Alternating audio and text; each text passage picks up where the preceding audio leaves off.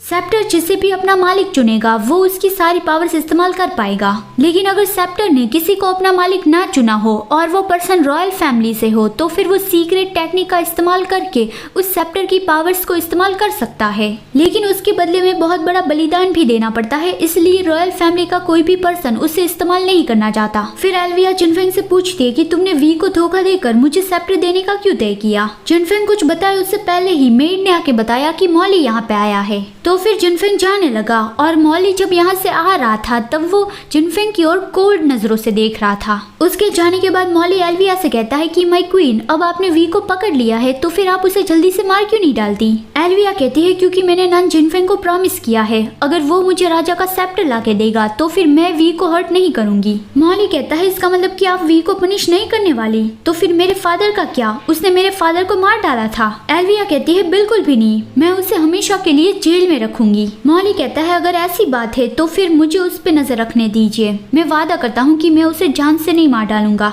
एल्विया ने उसे अप्रूवल दे दिया। दूसरी ओर जेल में वी ने 2 दिनों से कुछ भी खाना पानी नहीं लिया है और वो सारे वक्त बस यही बोलती रहती थी कि सच्चे प्यार जैसा कुछ भी नहीं था, वो सब कुछ सिर्फ मेरा एक भ्रम था। तभी मॉली वहाँ पे आया, सर्वेंट भी वहाँ पे था, इसलिए वो पहले थोड़ा वी का मजाक उड़ाता है कि तुम्हारा वो सारा जोश कहाँ चला गया। सर्वेंट के जाने के बाद मॉली अंदर गया, वी का फेस ऊपर करके उसे कहता है कि अब तुम्हारी जिंदगी मेरे हाथों में है, अगर तुम ऐसे ही बिहेव करती रही तो फिर मैं तुम्हें मार डालूंगा। लेकिन वी भी कहते हैं कि मार डालो, मैं भी अब नहीं जीना चाहती। मॉली कहता है मैंने ये उम्मीद नहीं की थी कि नन जिनफेंग के धोखे की वजह से तुम्हें इतना हर्ट होगा, यहाँ तक कि तुम मरना पसंद करोगी। वी कहती है तुम नहीं समझोगे, अब मेरे लिए जीने के लिए कुछ भी नहीं बचा। मॉली सोचता है वो एक प्रिंसेस है लेकिन सिर्फ एक पर्सन के लिए वो ऐसी बन गई, वो सिर्फ उसके लिए ही ऐसा क्यों फील करती है, पता नहीं क्यों, लेकिन मुझे नन जिनफेंग से थोड़ी जेलसी फील हो रही है। वो वी का हाथ पकड़ के उसे उस जगह पे ले जाता है जहाँ पे सीरियस प्रिजनर्स को रखा जाता है। वहाँ पर मिंगयुन कैद था।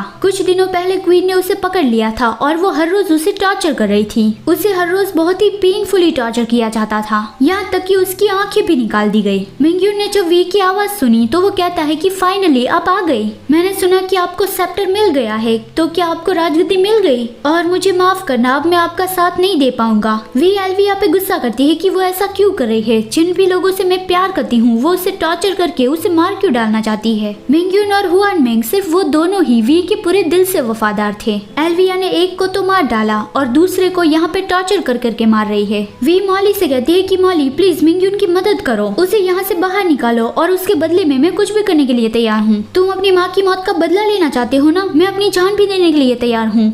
मॉली कहता है अगर मैंने उसे यहाँ से बाहर निकाल भी दिया तो भी क्वीन फिर से उसे पकड़ लेगी, उसे बचाने का सिर्फ एक ही रास्ता है।